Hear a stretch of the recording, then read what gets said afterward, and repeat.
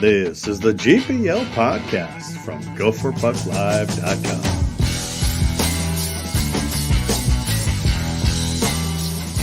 Wow, we just got finished. That sounds kind of weird. Kind of sounds weird. Sound like 99 Disney Lions. Oh boy. Duke making mistakes. I love it. And so I had to train for this marathon. Make sure you stay awake for the game tomorrow.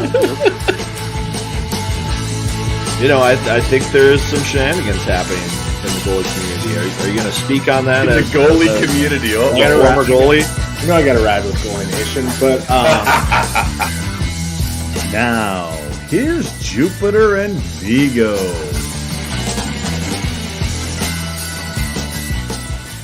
Good evening and happy summer. Welcome to a off-season edition of the podcast, Vigs. What do you think? Yeah, we just got past the summer solstice. We're getting closer to hockey season. Every night now will be shorter as we await puck drop. 103 days. That's till Gopher hockey starts. So, well, the reason why we are here tonight is that we had the opportunity to get a current Gopher that is coming back for an extra season for the Gophers. And yes, it's our favorite goalie, Justen Close. Now, bear with us here. We know he's having a hard time hearing us at times, but there he is from his cabin. What did you say? 3 hours north of your hometown? Yeah, 3 hours north of Kindersley. So straight up the road. It's a quick drive. Made it yesterday, and yeah, we got a nice day today. So the weather's pretty good. So I'm happy to be here. Oh boy! Well, we thank you for coming on with us, and of course, we have to thank Dinkytown Athletes for setting this whole thing up for us. You know, Dinkytown Athletes is a new NIL thing that you are participating in, and yes, it's a brand new thing. Maybe it won't be super lucrative for you, but you guys are the first. And that's just the important thing. You're the first ones to be part of this whole new Dinkytown Athletes thing. Can you say that again? Sorry, you cut out on me. No, there you go. Now you're good. That's quite all right. Well, yeah. You guys are the guinea pigs of Dinkytown Athletes. You're the first. That's correct. That's a big deal. Yeah, it was exciting when they reached out to me and said they wanted to help support me. Obviously, all the NIL stuff is pretty new, and I think it's just finding our way into our program. I know Cools and Snuggie have got a few things going too, and I know a few guys had some stuff with NIL going last year, but I think Dinkytown Athletes, they just seemed like it would be a good way to coordinate some stuff and provide some content for our fans as well. Vigs, what do you have for Mr. Close here? Probably the last time you saw him, it wasn't such a great thing, but here he is. Yeah, I always think at the start of the season, you know, teams look to the end, and it's such a hard journey to get there. But you got to the game, and now you've had a summer to reflect. What's summer been like for you guys as you guys all decide who wants to come back? You know, who wants another run at this thing? Yeah, I think, you know, when the season was done, we all took a little breather there. Obviously, when you push through the playoffs and you get to that spot, there's a lot that goes into it. So just taking a step back and reflecting was important. But I can't speak for the other guys. You know, I'm speaking about Nelly and Brodsy, what exactly was going through their minds. But I think as the season went on and throughout the second half of the season, we were all kind of thinking, oh, maybe this isn't something we're ready to leave yet. So luckily with the COVID year and the fifth year that we're able to come back and play for another season. How quick did it take for you guys to kind of have that conversation that you wanted to come back and you wanted to stay in college? Sorry, one more time. I think all fans want a goalie that can tune out the media, so this is probably a good sign for you, Justen, that you can't quite hear us clearly. But how long did it take for you to decide after you took the breather? Oh, I think it probably took, if this is what you're asking, which I think it's what you're asking, I think it probably took, I don't know, maybe 2 weeks, 2 weeks. You know, I think we got back and we relaxed for a week or two, and then had some meetings with Bob. He always runs exit meetings at the end of the year. So had a few discussions, and it just seemed like the best course of action. how, boy, everyone always says a failure is a good learning experience, but it's really tough, isn't it? What are, if there are any positives came out of that, how the season ended for you? Yeah, failure is definitely a brutal teacher, but Hmm. experience is invaluable. And I think, last year we had a pretty young team and we found ways to win close games and we found ways to win down the stretch. And obviously we come up a little short in that regard in the end, but um, there was a lot that we were able to learn as far as working under pressure and working together and communicating as a team and learning how to win those close games. And losing that one, obviously, it sucked, and it was something that we really wanted to get done. But I think the experience that we gain and that will only help us going forward. So Justin, what's summer like for you now? You're up at your cabin. What's on the agenda for you up there, and what are kind of the plans for your off season? Well, I got home about 2 weeks ago, so it's been nice to spend some time with my family. And I've been up here at the cabin quite a bit. I love to fish, so it's been nice to get on the water. And we've had some pretty good weather so far. So I got 2 weeks left here, and then I'll be back in the city and getting back to work, getting on the ice and getting ready for next season. So I'm going to enjoy these last 2 weeks while I can, and then, but I'm looking forward to getting back to the city for sure. What kind of fishing are you doing? Walleye, pike, muskie? What's up there? Bass? Say it again. What kind of fish are you hitting up there? Walleye, Oh, pike? there's pike and walleye, but we call them jackfish and pickerel here. So a little bit different lingo, but they're the same fish. What are they biting on right now? Everybody else's hook but mine. No, I've been fishing with jigs a little bit, jigs and leeches, and they seem to be doing all right. So my grandma likes to throw a spoon out there, and she seems to catch more than I do. So maybe that's what I'll try tonight.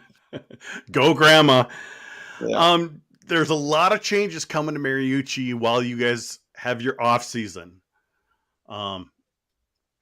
Rink is smaller, lines are different, corners are different, but not NHL. You know, you spend an entire career getting used to an international Olympic size rink, and now you have this hybrid you have to get used to. How will that be for you? Is this just a couple days adjustment, or how will that be? I don't expect it to be much of an adjustment. I think there's a few other rinks in the Big Ten even that are like that. I'm pretty Yep. sure Notre Dame is a hybrid sheet. Wisconsin might be. Correct me if I'm wrong on that. I Mhm. think they're a little bit bigger. And years past we've never had any trouble going from the big sheet to the smaller sheets when we play at Ohio State or Penn State when we play on NHL sheets. So you hear some guys talk about angles and things like that being different, but the game's still played within the dots. So not too much changes in that regard, but it'll be interesting to get in there in the fall, and it'll have a different look and feel to it for sure. Do you get kind of any inside looks at what's happening to the rink, or are you just kind of waiting like the rest of us? I'm just kind of waiting. Like I said, I've been here for a few weeks, and I didn't even check it out when I was back there last. I'm trying to think the last time I saw it. It was a big cloud of dust when I poked my head in there. There's a lot of construction going on. They're making some progress, so it'll be neat to see it when we get back. But no, I got no clue what it even looks like. Viggs and I did a podcast with Tom Betty from JLG Architects at Mariucci about a month ago, and got Okay. to see some behind the scenes things. And Craig Floor showed us around a bit. Yeah. It's going to be very nice. Viggs, we got to sit in those nice new luxury seats, which Yeah, are in the very nice. southwest corner, they've got these big leather recliners. So as you do your skates, between whistles or TV timeouts, you'll see people in these big lounge chairs taking in that the right? game, in the southwest corner. So it should Mhm. be interesting. Hopefully they don't recline them too much. That means we're not doing our job. Now, we also know that since the rink's being fixed, the pegs in the goal are being fixed, so somebody like Portillo can't kick him off. Yeah. A running joke that Craig Floor told us, they came this close to sending those pegs off to Michigan for Napier or for Portillo to have. Funny, you didn't seem to have a problem keeping the nets on their moorings this past couple of years. Yeah, I don't know if that has something to do with maybe 40 pounds of weight between me and him or what the difference was, but I'm not going to accuse anyone of cheating. I know that's probably a frustrating thing. I'm sure there's probably 10,000 people in the rink that night that thought he was cheating. I don't know. I can't call it. You'll have to have him on your podcast and try and figure it out. But, well, I've never had any problems with that, but yeah, I don't know. Maybe I'll try and work that into my repertoire next season, but it sounds like Floridy's going to make it hard on me. I think he will. Goalie Nation sticking together, just like Shearhorn. Justin won't give up another goalie. Yep. That's well, good. I don't know. I'm not sure what he was doing. I'm not going to blame him, but I won't say that I'm not going to defend him either. Well, we can defend him a bit because we know that there was actual issues with that side of the arena. And like any smart person would do, if you know there's issues, take advantage of it. You're only going to have 10,000 people yelling at you. That's just how it goes. So, Justin, 5th year, what does that look like for you? You know, academics, school, the whole process of getting ready for an extra season. What's that look like for you this fall? What will things look like for me this fall? Yeah, for academics and just what are you looking to get out of this year? I just started my my grad program in sports management, so hopefully with the sports side of things, there's some more interesting classes that I can look into, and student comes first, so I'm looking forward to taking some of those classes in the fall. Are there any culinary classes that you can take at school? I've heard from sources that you are a pretty good cook. And that was the reason why everyone decided to come back, because they could have another year of your cooking. Yeah, no, I work the barbecue a little bit, but I learned most of that stuff on YouTube. And there's not I don't think I've ever taken a class or anything, but just nothing better than sitting outside, and the end product's usually pretty good too. So that's your reward. It's my motivation. Do you have go-tos for barbecuing and cooking that everybody enjoys? Well, living with Nelly, we get lots of beef, from his farm down in Magnolia. So we got steaks flying around, and nice. Spent lots of time up on the deck doing steaks, and they usually turn out good. What's your technique? Are you a reverse sear guy, or are you like a slow temp off heat and then on high heat? What do you like to do? With steaks, I like to get them, do them hot and fast. But Nelly steaks are so thick that it's more like hot and medium fast. So I like charring that outside and getting some smoke on them, but then keeping them pretty rare on the inside. So hot and quick. Are there any sides that go with these steaks, or is it just like protein, Atkins diet where you guys just eat meat? Depends if anybody made it to the grocery store. If nobody made a grocery run, it's just meat. But sometimes we can find our way, maybe into some corn or some mac and cheese or Brussels sprouts too. We're big on Brussels sprouts in the house. Well, how do you make the Brussels? How do you make the Brussels? I actually like to throw them in the oven and mix them up with some onions and almonds, and then put a little honey on top, and that honey kind of caramelizes. Tastes pretty good. Ooh. Yeah, give it a go. Nice. Give it a try. Vigs this Friday, Vigs, you're always putting on Instagram Pizza Friday or something like that. How about something different? A little Brussels sprouts this time, Vigs? Yeah, I'll do my Brussels. I do like an olive oil, balsamic, and maybe a little bit of spice, like chili flakes. Toss them in that, and then broil them like real hot so they get that char, that sear. So that's kind of my go-to. I have to do it on the parchment paper though, otherwise it's too messy to clean up because that balsamic. Yeah, it makes a big mess. I'm the cook. I'm not on dishes. That was always Comer's job. Oh, there. Yeah. Well, you need a new guy now because Comer's gone. Comer's gone. Do you ever recruit for the house? Do you ever recruit for the house to fill a spot? We'll have to find a new sucker. I don't know. Maybe we'll find a new sucker. I like. Only Lamb would probably be pretty good doing the dishes. So. There you go. I like the thought of that. I like that. So we've got another big season coming up. You've obviously got a lot of your fellow teammates coming back, youngsters, older guys like you, got some good talent coming in, and you just happen to have a Frozen Four in St. Paul this coming year. Obviously a lot of things need to come together, but it looks very promising for this next season. Yeah, we're definitely excited about who we've got coming back, and we're excited about who we've got coming in too. Like I said, we had a pretty young team. We had a lot of freshmen last year and another year of experience under their belt. And from everything I've heard about the new guys coming in, they got a lot of talent, and I'm sure they're going to fit in just fine. And we're pretty excited that the Frozen Four is in St. Paul this year. Obviously, that's our goal to get there and to make some damage do some damage while we're there, and be a long season to get there, but we're looking forward to the challenge. Yeah, I'm swatting away obviously. bugs out. Oh yeah, obviously St. Paul's Yeah. great.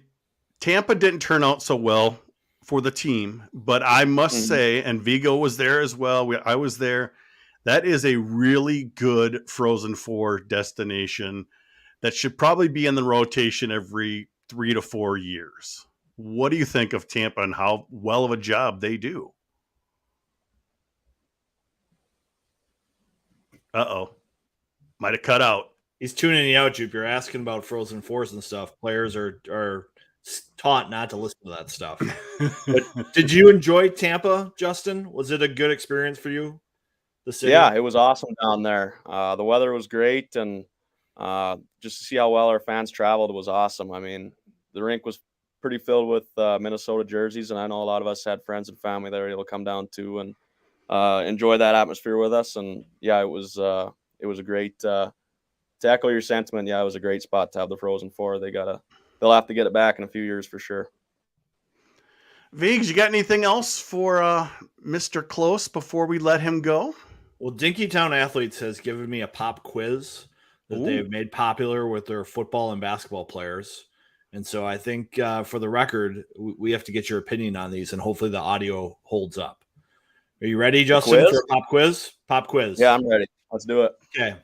Digital or paper class notes? Paper. TV series or movies? Movies. Winter or Summer Olympics? Winter.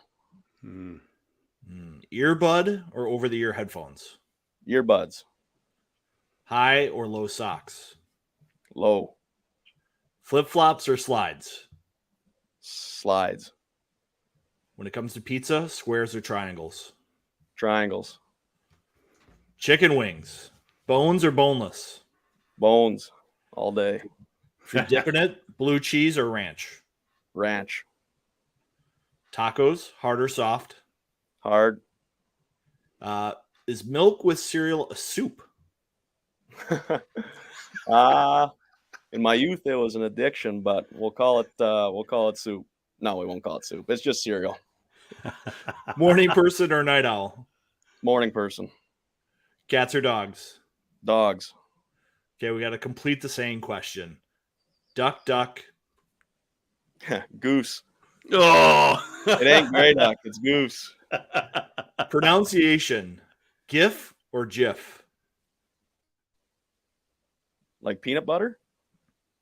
Like the image, like the computer Oh, file. yeah. GIF.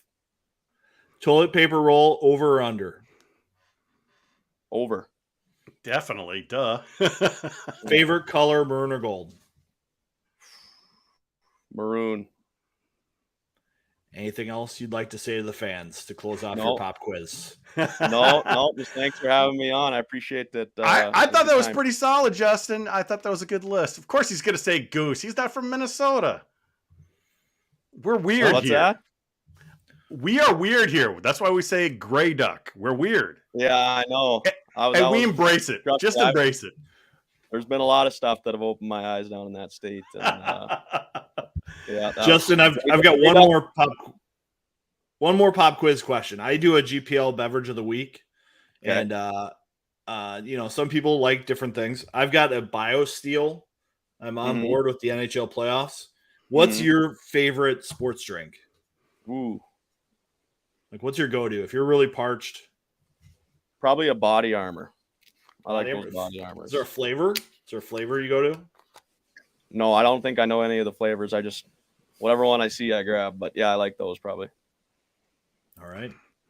Hey, well, thanks for joining us, Justin, from your cabin north of the Arctic Circle. We just appreciate you coming on, and we obviously got to thank Dinkytown Athletes for setting this whole thing up for us.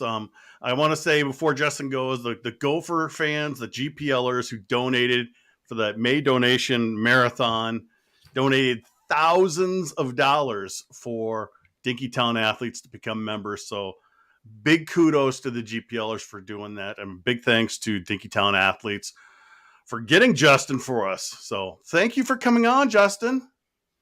Yeah, thanks for having me on, guys. Enjoy your night. Thank you. Vigs, drinking the good stuff there. What you drinking? Yeah, this is a little BioSteel sports drink. I don't know, white freeze flavor. I'm trying to cool off. It's been warm. My golf game has been cold, so you got to figure it out. I had some hot salsa tonight with my tacos. It was great. I tried some of that salsa that we were given. Yeah, Not bad. So- I think I need to try it with something else besides just tortilla chips though. yeah. I love different kinds of salsa on just hard and soft shell tacos, just giving you the tomato and all that extra flavor. It's So, key. That would be good. So how is the off season going for you, Vigs? This is obviously a unknown territory for us. There's been a lot going on. Obviously, Close is one of the big cogs in the wheel that came back. We heard Snuggerud right away, and we got Cooley, we've got Nelson, and then we got Brodzinski. This is a big deal. This is a really big deal. I mean, they've got so much experience coming back up front, down the middle, that this team, they're going to be a favorite right from the start. And I think they were kind of a favorite right from the start last year too. So going through that experience about how to handle that pressure and not look right to the end of the year, I think is going to be so key with this group. The one thing for me is just figuring out how to replace the high-end defenseman. And I don't doubt the crew they have coming back. I think we saw Mike Kester show a lot of offensive flair last year. I think he can fill a lot of that void from the talent that's leaving. And it sounds like the guys they have coming in are good fits for this program. And I think having the depth now up front should help them because they've got so many centers who come back knowing how to play that position in college hockey. It gives them a huge advantage. Very interesting. It's just, we kind of heard Cooley say that some of the Arizona situation might have influenced him on his decision. It kind of sounds like he was going to come back anyway, but maybe he's maybe nudging Arizona that they need to do better. Could be, but you look at the moves they're making right now, they're all long-term cost-cutting moves that Arizona's making. So I think it's hard for a player to get excited about jumping into that too soon, especially for someone who's enjoyed college as much as Logan Cooley did last year. He had lots of positive things to say about pretty much everything except the academics. I would say, he's probably not a bookworm, but he got through it and can enjoy this season coming up. And with him coming back with the experience and showing the compete level that he did last year, I don't think there's a lot of concern about his game developing in college. Interesting. The one bit of news, I think, since our last podcast is Bartoskevich did decide to go back to the USHL. I think there was probably some question, which USHL team would give him a spot after him not playing for so long. We didn't get to it with Justen, but I think one of the amazing things about his story is how he was able to not play games for a while and then just jump into the fire and be productive. I think that's a very uncommon trait for goalies. And I think Bartoskevich needs to play more to give himself a chance at playing somewhere else next year, whether it's Minnesota or somewhere else. Yeah, I just, we had to kind of tiptoe around because he was having a hard time hearing us, Justen Close. But I think it worked out pretty well. So glad we got to have him on. And it probably that might not be a comfortable conversation because they had technically 4 goalies on the roster for a couple weeks there, Vigs, because Airy is supposed to be coming. We haven't seen anything official, really, have we? I mean, we haven't seen any freshman stuff on him or I can't remember the other person, but Oliver Moore and Max Rudd have had some stuff coming up on the socials for the Gophers. Renzel just did today as well. Yep, Renzel. That's how you spell it. Pronounce it, Renzel? Renzel? We will find out soon enough. Yeah. Sometimes I'm like Bob. I'm like, I'm not ready to talk about all these guys until they make it to campus and play in a game, and then I'll be a little more comfortable. I mean, what I can see from his game is he's a good offensive player, big, lots of length. It's always the competition that changes when you come to college. You know, the puck Mhm. tables are harder.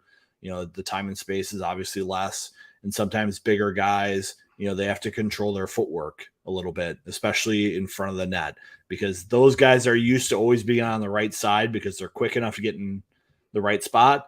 Now, when they get to college against bigger, stronger, faster, quicker, higher hockey IQ guys, they might be found on the wrong side of the puck more often. So seeing that transition for him, I think, will be important. Axel Begley, kind of a late ad, you know, when we kind of heard more of a final thing with Mr. Johnson signing with Buffalo, but he was kind of in the wings there. It wasn't really someone on our radar as much, I would say.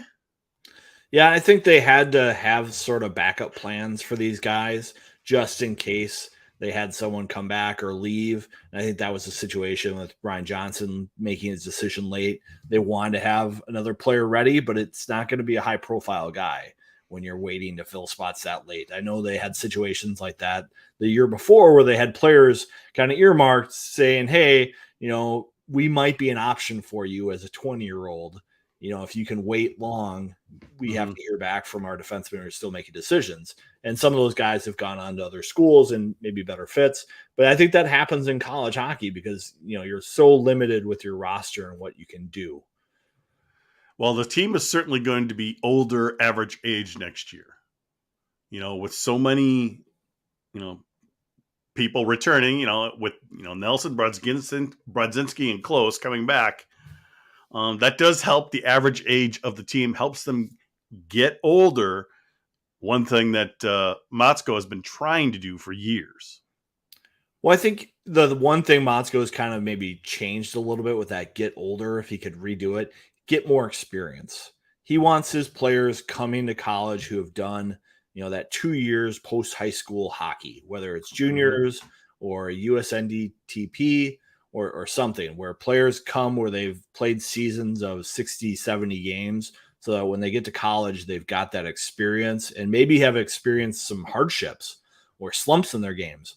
You know, when Matthew Nyes went to Tri-City, he struggled for a couple months and was maybe pressing his game, but ultimately he found it in the second half. And I think that makes him a better player down the line for when he does go through struggles where the puck's not going to the net and he's not getting points, to find other ways to make an impact in the game. And I know a lot of people were hard on Nyes in the playoffs for not scoring a lot of points, but he was very productive. He was providing Cooley and Snuggerud scoring chances. He was the one doing the hard work to create those chances. Now, Cooley and Snuggerud didn't convert on all those opportunities, but I think all the scouting community people saw all the positive things that Nyes was doing. And I think if you go through a career where you don't experience slumps, you maybe don't get that perspective. Yeah. It's going to be an interesting few months. You know, tomorrow night, isn't it the draft's tomorrow night, right? Yeah, Thursday, I think. Thursday. Right? Something like that. Depending on when you're listening. If someone listens to this on Wednesday, it'll be tomorrow night. Where do you think Oliver Moore is going to go in the draft? I mean, they're saying at least top 10 now, aren't they? Could be higher. I've seen him top as 5? high as 4. There you go. You know, it all depends on who likes his skill set the most. He's the most electric skater in the draft, according to the scouts, and he was able to put up points along the way. Maybe he doesn't have the high IQ or power play skills that some of the other guys do in the draft, but his skating ability makes him a very safe pick as someone who's going to be able to compete as a professional down the line because he skates so well. Do they put him with Cooley and Snuggerud? Who's going to be able to keep up with Cooley and Moore? And just sheer speed and skating ability. Will Snuggerud be able to keep up with him? It'll be a challenge, but you would like to have that option in your lineup. Okay, Josh is right. You were right. I'm wrong. I don't know. I think I saw there was something about on the Gopher Twitter a little while ago saying, hey, 24 hours is something. I've got a 10U baseball game to coach tomorrow night. I'm very focused on tomorrow.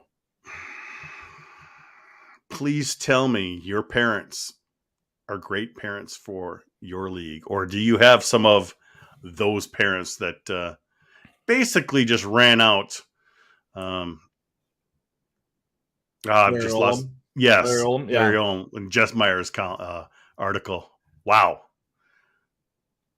I haven't been run out of my coaching positions yet on certain things. I've seen coaches run off that I've worked with, and I was an assistant with them, and I didn't coach anymore at those spots. And there's always a perception that something different is going to be better, especially when things aren't going well for certain kids. But there's a lot of power in the kid to fix those things along the way. And I think it sends a tough message when the parents are doing it for their kids, when the kid may not even be that concerned about it. Mm-hmm. They kind of know where they stand. They know how much they invest in the sport. They know where they stand for the most part. It's the parents that sometimes don't. And I think that's the issue in youth sports these days that are really challenging coaches, officials, organizations, and it's a super big challenge. And I just think that it's difficult for these parents. They invest so much time and money into their kids to get to where they are, that when it doesn't meet the parents' expectations, the parent maybe feels like they screwed up along the way. Like they didn't do something well enough to get their kids set up for success. And rather than accept that situation, they're going to try to blame someone else. And so just having realistic expectations is huge for families, I think, in athletics. It's a mess. That whole Larry Olam thing. Yeah, he probably didn't do himself a favor with that kind of snarky email, but he got him to the championship game. 4 or 5 losses on the season. He's not up for it. Really? That's just. I don't know what to say about that, Viggs. I mean, we've heard of parents being kind of bad in college hockey. It seems like the higher up you go, the less power they get. But the problem is they have so much power in that time when they're, becoming a good athlete. And that's. And that's a time when it's not a straight line of development either. It's a peaks and valleys as people try to get better and improve. And I know you said failure earlier. Well, it's failing. You got to deal with failing sometimes, but the key is to try again and learn from it and maybe have success down the line. It's certainly a challenge in youth athletics, and I wish there was an easy solution to it. I do think that sometimes dealing with parents, Larry messed up by having one-on-one conversations and one-on-one emails back and forth. As a coach, you go through all the sexual misconduct training, and it teaches your coaches that, to avoid these kinds of situations, you can't have these one-on-one meetings. You always have to have these third parties involved to prevent any situations of misunderstanding. You got to have these multiple perspectives. Maybe with parents, that's going to be the next training we go through, is don't have a one-on-one meeting with a parent. Always have a neutral party there to be an impartial observer, because you got to watch out for those parents just like you have to watch out for those predators. Yeah, it's a mess. It is a mess. And, we've heard it ourselves from the grapevine, even college hockey parents using their will and calling coaches directly and things like that. Non-Lucha line is great, though. You get one call and you can tell me whatever that you want about hockey. Second call, you're done. Kids cut. I don't know, Viggs. I don't know. So I want a little parent story in the Don quick. I once heard a story of a player who was injured during the game, and his parents came down to check on him and make sure he was being taken care of the right way, wanted to talk to the trainers and stuff like that. And I heard from a parent of another teammate who said, "Dad, if I ever get hurt in the game and I see you down in the locker room talking to the trainers and the coaches about my injury, we're going to have problems. Do not do that." So some players get it. Some parents get it. Others don't. I've had some back and forth with some parents, and you could tell which ones that get it and which ones don't. Yeah. So what do you do? Fun to see Jess Myers on all the different stuff and his article being talked about, though. So You know what? People need to know about this. You need to, you know what? Behavior like this needs to be called out. And Jess can't. He's not going to say, whose parents it was, because then it brings the kids into it, which he doesn't want to do. So, I think that's a good idea, but it's going to be for somebody, that team like Orono. It's going to be for those parents to say, what the hell? Other parents just screwed us over because we just lost a really good coach that led us to the title game. Yeah, that was the only game they lost the second half of the year, was that title game. Give the guy a break. Well, Jess doing a great job there, and stand by it, Jess. We're with you on that one. We give Jess a hard time all the time because he's one of our guys, and we've known him for a long time. But Jess is right on when it comes to this topic, and it's frustrating. It is frustrating when you hear about it. It's like, how could this still be going on? And luckily, like I said, Jess wrote it. The article got the stuff from Larry, since he's known him for a long time, and hopefully, it's at least a start of more change because it's needed. For sure. All right, what else we got going on this summer, Vigs? You think we're gonna have any more shows? I wonder if hopefully nothing bad happens, but this is odd to have a show. The sun is still up for one thing, and I was talking to Justin before he came on with us. He's like, "Yeah, it's not gonna sunset until like 11 o'clock here." Lots of good fishing time for him because he's 3 hours north of Kindersley.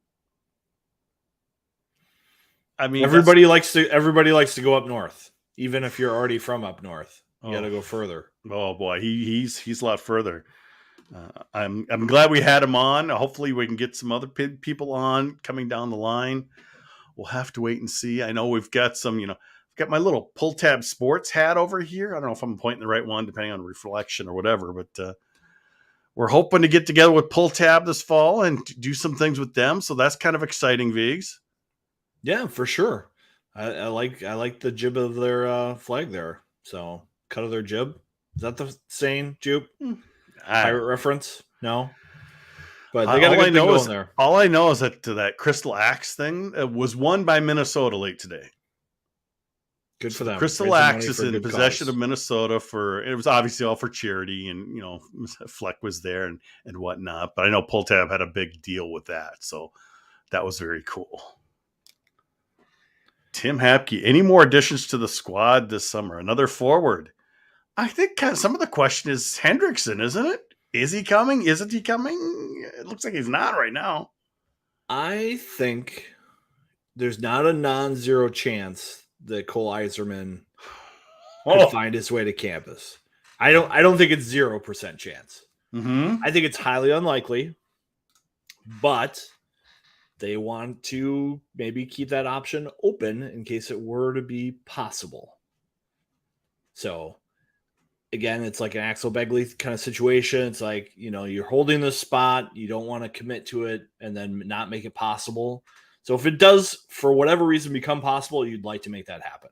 That's an amazing talent you'd love to have in your roster. But if it doesn't work out, no big deal. He's good developing another year with the Ann Arbor program. So you think Hendrickson is solely based on that, you think?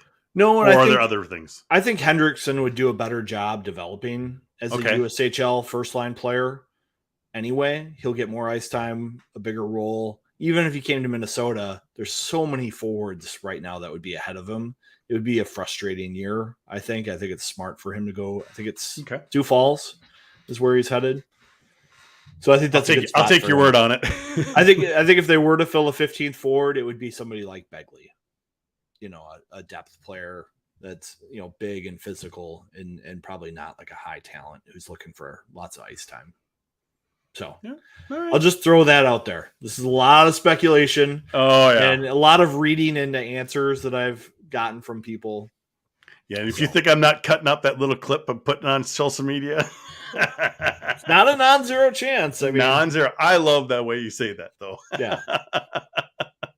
You got anything else, Viggs? Obviously, we had our last podcast. It wasn't a live podcast. It was about a lot of the changes at Mariucci. So that was a pre-recorded. So make sure you go back on YouTube and watch that or listen to us on podcast app, Google or Apple, whatever. But you also wrote an article that kind of goes along with it. So make sure people head over to GPL and check that out. It's been a long time coming, and it was cool to be over there, Viggs, and see all the dirt and dust that Justen Close was kind of mentioning there. Yeah, and I think the concrete will probably be poured in about 2 weeks. And that's going to take some time to cure before they can finish all the work and put ice in it. I think, they would like as much time as possible for that concrete to cure before they have to mess with it. But that's the big major step that's coming up. It was like over a month for curing, complete curing, something along those lines. So, if you can get it at the end of this week, early July, it's early August but that's kind of where they were thinking they were going to be. So, yeah, I think they're a little bit behind what they had planned. Just, everything taking a little bit longer for them. But that's the next big step. They'll probably be at Ritter for quite a bit to warm up their year. Less of an adjustment this year. The schedule is starting to come together. We saw Robert Morris was added to the schedule. So I think that's pretty final right now in terms of non-conference opponents. It is. It's final. As we always kind of poke fun at, we always get our schedule from other teams. Wasn't always the case, but last couple of years, the Big Ten schedule came out in August, and it was like after the 20th of August type of lateness. I saw Jess Myers poking fun at it again, and I'm with him. Yes, it stinks. And I think it's going to be even more interesting this year, Viggs, because we know the TV situation is going to be different. Get ready for it, people. I mean, is Bally's even going to make it through the summer with the Twins? Is their next payment due July 1st? Yeah, I think they're like on a month-to-month kind of thing right now with, and they haven't with how paid. the team's doing. Yeah, so it's going to be a complicated situation. BTN's going to be your friend. I know that BTN Plus is going to be your friend. Yeah, Digital Productions for the University of Minnesota won an award this off season for their production work, so we might be getting more of that this year. Eric Shearhorn probably better get in good contacts with the people who run that, because they might need an analyst this year for that group. I know last time they did one on the BTN Plus, it was just a one-man show, so they could probably be looking for a little extra help. And there was a time a couple years ago he was going to be on, and then ended up getting picked up by regular television, so he wasn't on and what have you. So we'll see. There's also some stuff coming up with the alumni. I know they're working on some stuff, and I'm hoping to have some alumni from around 20 years ago or so on the podcast coming up this fall, talking about all the stuff they're doing. And, they're really getting organized, Viggs, and it's kind of nice that we're seeing a lot more alumni in Tampa or at Mariucci recently. Well, I think the Tampa experience was good for everybody, and everybody's just like, this is kind of fun to get together and watch this again and be with our teammates and have those memories flowing, and maybe having a few barley pops afterwards and talking about more memories. And when the team is winning, all the boats are coming up because everybody's having a good time with this right now. And I don't see it stopping anytime soon. Just looking at the recruiting class coming in this year, the one next year, and the trajectory of this program right now. All right. You got anything else, Viggs, or you think we're good for now? Maybe a little bit overtime coming up, you think? No, I got a short overtime in me. I got a non-bio-steel drink ready. We know people are waiting for it. Well, that's going to do it for this special off-season GPL podcast. Of course, we want to thank Justen Close and Dinkytown Athletes for arranging Justin to be on with us. That was so much fun. Not sure we'll have another one this summer. We'll have to see. We'll play it by ear. But for those of you currently watching, stay tuned for a little bit of overtime. For the rest of you, thanks for tuning in.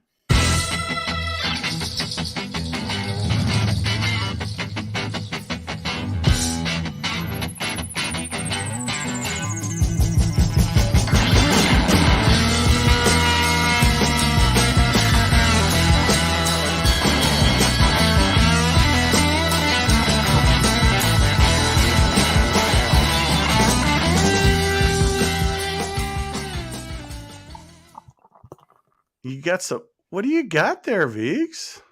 I got a Deschutes Dissident. So it's an ale brewed with cherries, aged in oak. It's kind of a sour. And one of our listeners was asking me, is this a beer I should buy? And I was like, well, yes, it's delicious. I have it in my cellar. And I thought, hey, why not crack it? It's a very refreshing summer beverage. It was really nice hard to summer open. beverage. Yeah, it was really hard to open. There's a lot of wax on it.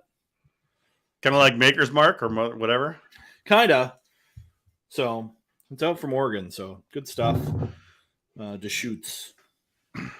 Very nice. Very nice. Yeah. Didn't cut myself. Well, hopefully this is the last time I'm broadcasting from here. Put my house up for sale, folks. Got to move in with the girlfriend in Belle Plaine. Oh, there it is. Cheers. But I have a basement space, 12.5 by 9.5, completely blank slate. So I'm going to create an office / studio. Should talk to Mike Grimm. Grimmer, he's got the big studio. Yeah, so. I know, but it's also my office. I don't know if I need all the sound stuff. I might be able to put some sound panels like in front of me. Mm-hmm. It's all the background. Yeah, gotta make it interesting. I mean, I did add little LED. Let's go full screening. See, it's a little more lighting here. I had it going kind of the maroon here, but I got gold. Well, gold doesn't show up as much, but hey, let's go purple. Green's like pull tab studio. Yeah. Blue shows up the best in this webcam, but we'll go back to this color here. That's kind of nice to have. So I'm hoping to get those same lights installed somewhere in the new office. Okay. Nice. Yeah, pull tab putting themselves into a new studio. That looked kind of nice when we visited them. Yeah, who knows what will happen there. So, yeah, Brever moving to Scott County. Not so happy with their internet choices there. You guys need better fiber choices because, man, your internet kind of sucks, but we'll make it work. I get my fiber on the 15th of July. Gosh, I love it. I will miss it. That'd be nice. I'll have to go to Mediacom. Once you go to fiber, you never know to have anything else. Well, that's nice. That's not in Belle Plaine, though.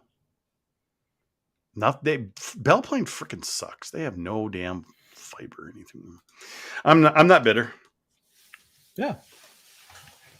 I don't know. I've been trying to play a little bit of golf. There's Chris Eckes, who qualified for the state AM. What a jerk. He's just a terrible player. It's really, really good. The state AM qualifier actually came to Les Bolstad, my home course, this week, and somebody there shot 6 under, which was an amazing round. When Luke Donald played that course at the Big Ten Championships in 1999, he shot 4 under for his best round over 4 days. So pretty impressive to see 6 under there.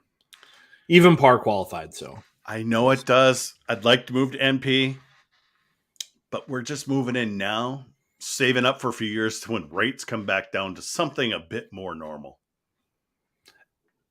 Rates are awful right now. Yeah, you're not paying cash? I won't get much for this place.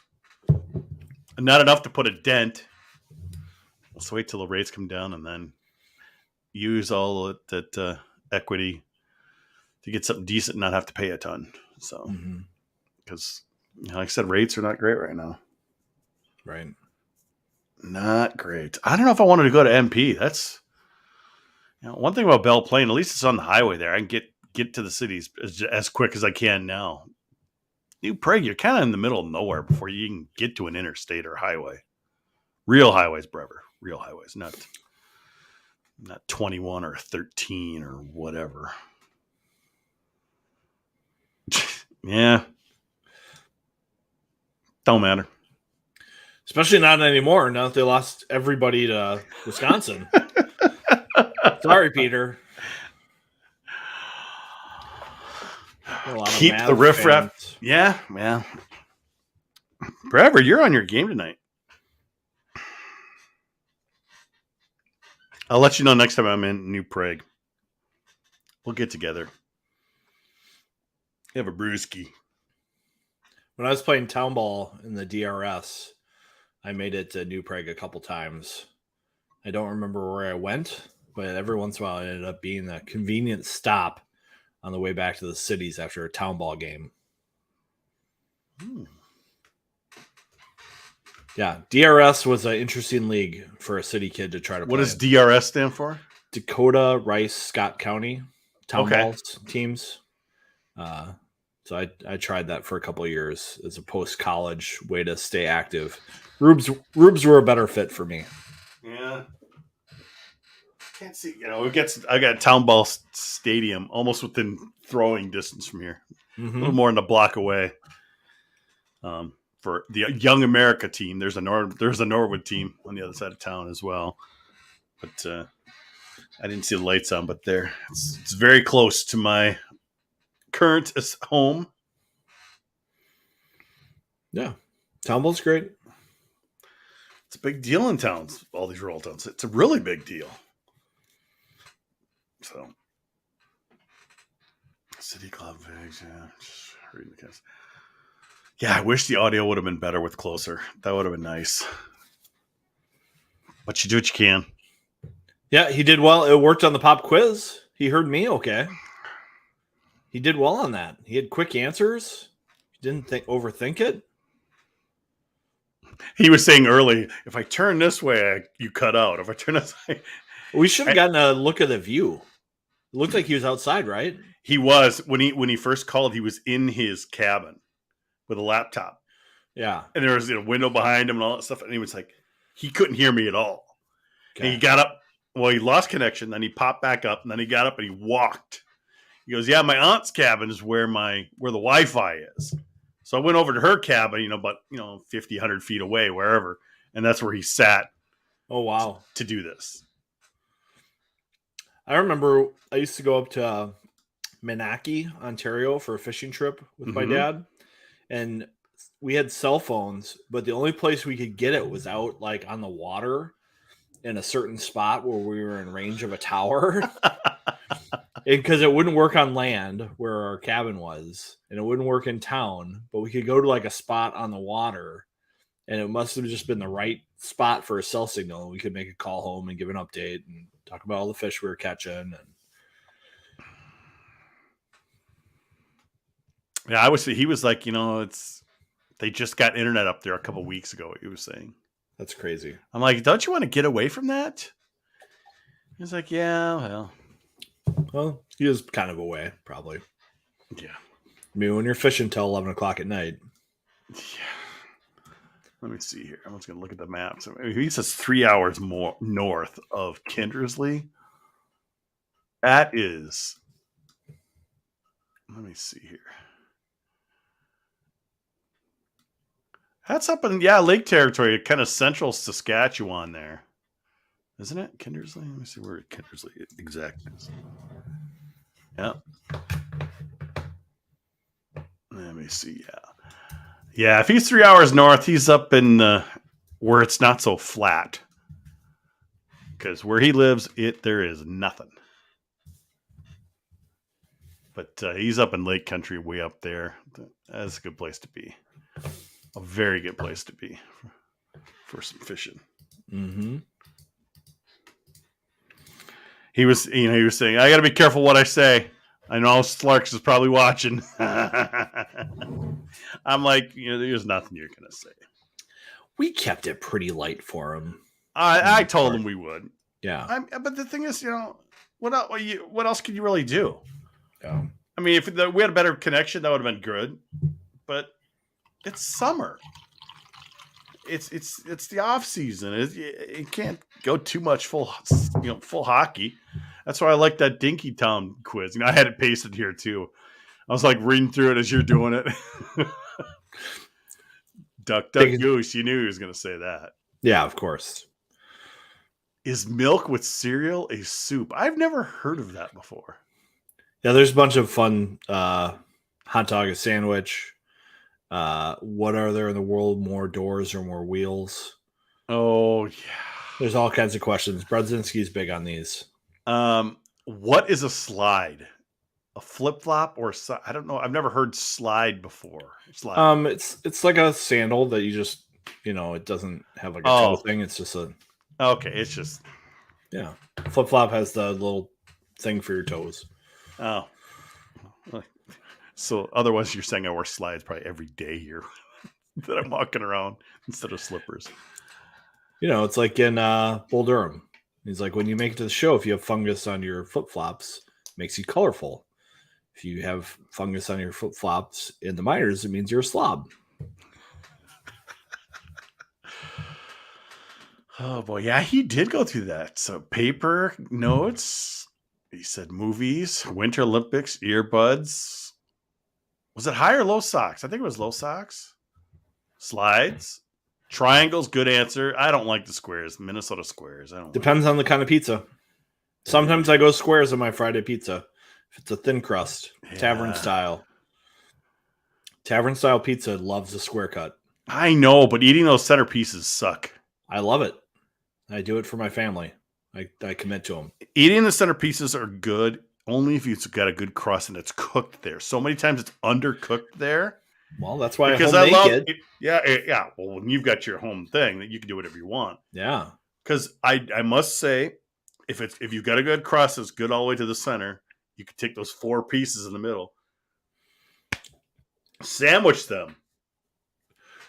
But you that can't is pizza sandwich. Pizza sandwich. Yeah, but when it's a bad crust, it's always the worst in the middle. That's where I would rather have it cut in triangles if they're gonna undercook it. Bastards. Yeah. Sorry. Bitter. Yeah. Then you can fold it if you have to. That's New York style right there. They're big into folding. Yep. His vaguely fopply triangle. Yeah, I'm with you, Steve. So what's going on, you gang? There's not as many of you as there usually is. Obviously, this is not a normal night or normal time. Summer, it's early. People are out doing stuff. Damn right they are. So what's going on with you guys? We had our first actual player that's on the team. Vigs, we've kind of always, I don't know if we'd avoided it, but it was always going to be kind of tough to get them live. And that they're going to give more prepared generic answers. That's why I think doing off-season stuff like this with those players works, because you can get into those things. Like you were talking cooking and steaks and, those things that, you see him more as a person instead of, talking points that he's been kind of trained to talk about and get very generic with. Yeah, especially with a goalie like Closer. Like it's hard, even when the media gets him, to have like a really good interview because there's so much caution everywhere about it. He was telling me that before. I'm like, you guys are trained so well. He goes, we are. Yes. Yeah. So I think it's tricky to get a current player on our kind of show because of the way we typically have done things. Maybe more of these will happen, and we'll probably keep it the same sort of format. Mm-hmm. But it's always fun to hear from the players who recently played or old alums and their perspective. I think that's a good niche for us for guests. Yeah. And I'm going to work. I'm having some back and forth, but I'm going to try to get Derek Peltier on the podcast and see if he can get Leopold on with us. They're doing a lot of alumni stuff. I would love to help them out with that stuff. Get them on the show. That would be a good combination because we've played hockey with the Peltier. I'm not Angel. I'm thinking. Yeah, I was mistaken. I'm so bad. Yeah, Nick Angel. Gosh, I don't know why I was thinking Derek Peltier. I was gonna let it go. I was like, "Oh, you've been talking no. Too." That is my bad. No, it's Nick Angel and Leopold. I think I was just looking at some images the other day, and I had Peltier and who's the Wayzata coach? O'Leary. I was looking at because O'Leary is a big part of that gang, and I was just looking at that picture. And I just saw my brain's going. It's old age. Mm-hmm. That's okay. No, Nick Angel and hopefully Jordan Leopold. I know that Leopold, Angel, Wendell, and O'Leary are kind of a group of alumni trying to get more organized for the alumni because it's fallen off. And I think the run the team has made the last couple of years, Vigs, we've seen a lot of former players at Mariucci or down by the locker room, Vigs. We hadn't seen that really since we've been covering really as much. Yeah. And I think the age of those players too is starting to be the right time for them to come back. Like, I think their kids are getting older. It's easier. I can do a podcast at 7:00 because I've got my 8 and 10-year-old who are a little bit more self-sufficient. But I think these players of that era are going through the same thing where they just have a little bit more time on their hands. And they're just like, well, I want to spend it here with these people. So it helps. Conference. I mean, I'm looking forward to Wisconsin. I'm looking forward to seeing what he's. Oh, it says non-conference. Non-conference. Oh, sorry. I am also looking forward to seeing what's happening with Wisconsin because that's North Dakota, folks. It's their last scheduled game for the next couple of years at least. Vigs up in Grand Forks. We're hoping to be there. We're planning on it. We've been working with Eric Martinson, who is like an assistant deputy to the athletic director up there, to do a live show the Thursday before that series with our guy Schlossman, which could be a lot of fun. So definitely looking forward. I think that back-to-back with North Dakota and Minnesota Duluth, that's gonna be a good measuring stick for this program at that point of the year, and it should be great to get everyone's attention. And we'll have to wait till late August for the rest of the schedule, folks. We'll have to wait and find out what happens in between those games. Hopefully it's like Michigan or something. Portillo's gone, isn't he? Didn't Portillo leave? Wasn't he? Yeah, he's got to be gone. I can't remember. I feel like he signed somewhere. They should have sent him the pegs. That would have been great. It would have been funny. Or someone needs to go look up Napier and send it to him, maybe. One of each, maybe. Napier was really good at that. I don't really have anything else, Vigs. It's early. It's 8:00. I know. I probably have to go help out with kiddo bedtime. Yeah, so. and that's just fine. It's summer. Go out and enjoy the summer, folks, because by the time we're podcasting, probably again, it's long dark. It'll be football season by then. I might have to shoot a game this year. There you go. I'll give Rovnak a message, see if I can shoot a game. I'll probably be there. That would be fun. It's been a few years. I think it was 2018 the last time I did one, so that'd be fun to get down there. All right, folks. Thanks for tuning in live. Thanks for Dinkytown the Athletes for setting it up for having Justen Close on. Hopefully we'll maybe get another player. Hopefully we'll have to wait and see. We'll take what we can get, right, Vigs? Yep, and thanks to all the GPLers who put money towards Dinkytown Athletes. I think that's a big reason why you're going to start seeing guys stay that extra year, is because of that extra money making it easier to do. And we've talked about NIL being a thing in college hockey. I think it's going to be to keep players that extra year, and you're going to see that be a thing. We'll take it. We'll definitely take it. All right, folks. You guys have a great rest of your summer if we don't see you. Later.